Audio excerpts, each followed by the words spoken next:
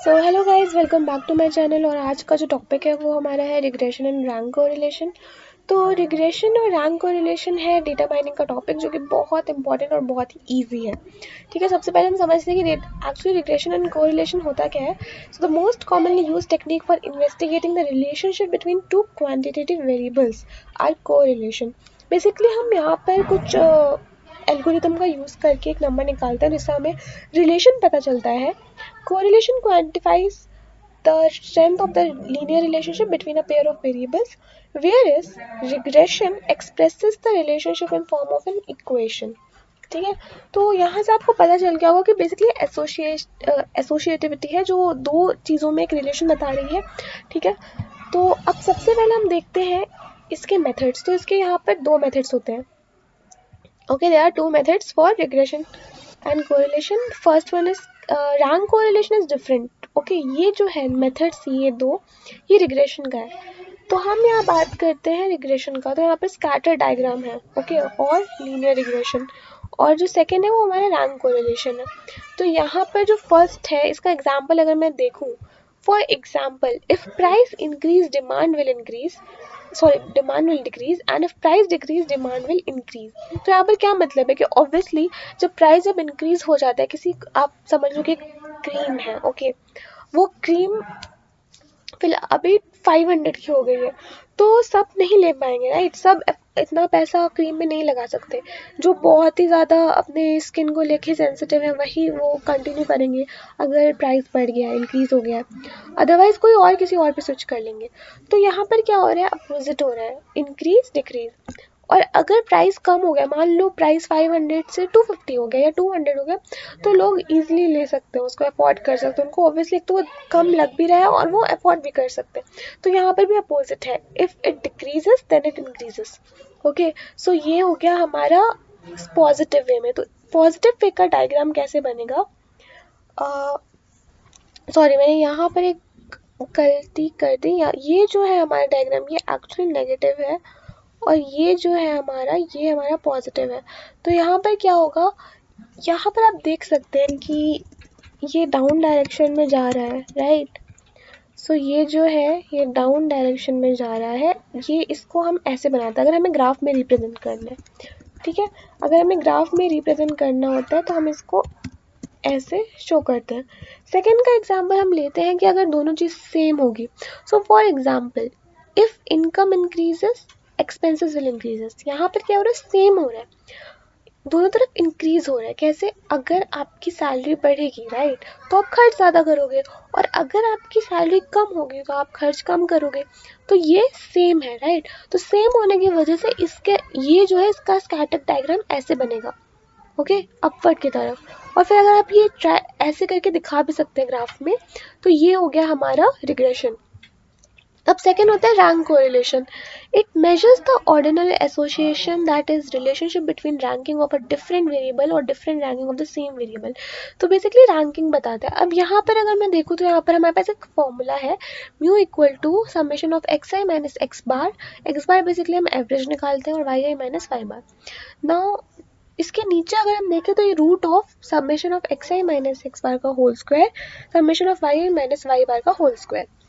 और अगर हम इसको फर्दर सॉल्व करते हैं तो summation of x y divided by summation of, sorry, root summation of x square root summation of y square. तो ये हमारा फॉर्मूला है, राइट। इसको याद रखना पड़ेगा। अब हमारे पास डेटा गिवन है, इसको सॉल्व कैसे करते हैं। हमारे पास डेटा गिवन है x इक्वल टू 2 4 6 8 10 और y इक्वल टू 1 3 5 7 9। जैसा कि आप यहाँ पर देख सकते हैं, ये जो है यहाँ पर हमें डेटा गिवन है। हमने क्या किया, हमने सबको अलग अलग, ये जो फॉर्मूला है इसको हमने ब्रेक डाउन किया और इसे अलग अलग लिख दिया हमें आंसर निकालने के लिए। x यहाँ पर x एलिमेंट्स आ रहे हैं, y element, then x I minus X बार, यहाँ पर बार होगा, मुझे सिंबल नहीं मिला तो सॉरी। तो आप समझ सकते हैं यहाँ पर एक्स आई माइनस एक्स बार है, वहाँ पर वाई आई माइनस वाई बार है। फिर हम देखेंगे कि यहाँ पर एक्स वाई को इंटू किया तो एक्स वाई, यहाँ पर एक्स स्क्वायर है और वाई स्क्वायर है, यहाँ पर x square and y square. Okay, अब यहाँ पर किया क्या है, हमने एक्स एलिमेंट्स को लिख लिया जो कि 2 4 6 8 10 है। यहाँ हमने वाई एलिमेंट्स को लिख लिया 1 3 5 7 9 है। ठीक है, अब हमने क्या किया, अब हमारा क्या बोल रहा है, एक्स आई माइनस एक्स बार। तो यहाँ पर हमने एक्स आई माइनस एक्स बार किया। अब अगर मैं बताऊँ तो यहाँ पर एक्स बार कितना होगा, इन दोनों का सम अगर मैं करूँ इन सब का, 2 + 4 + 6 प्लस 8 प्लस 10, तो हमारे पास यहाँ पे कितना आ जाएगा, 30 आ जाएगा। और 30 तो टोटल नंबर्स कितने हैं, 1 2 3 4 5, टोटल 5 है, तो हमने 5 को डिवाइड कर दिया, बेसिकली एवरेज निकाल रहे हैं। तो यहाँ पर क्या आ जाएगा, 5 6 30, तो 6 जो है हमारी वहाँ पर वैल्यू आ गई एक्स बार की। ठीक है, तो एक्स है माइनस एक्स बार। अब यहाँ पर एक्स क्या है, यहाँ पर एक्स है 2 है ना, एक्स यहाँ पर हमारे पास 2 है, माइनस माइनस कितना होगा, एक्स बार माइनस है 6, राइट। तो हमारा इक्वल टू ये आ गया, राइट। तो 2 माइनस 6 इक्वल टू माइनस 4। अब यहाँ पर 4 minus 6 equal to minus 2, 6 minus 6 0, 8 minus 6 2, 10 minus 6 4।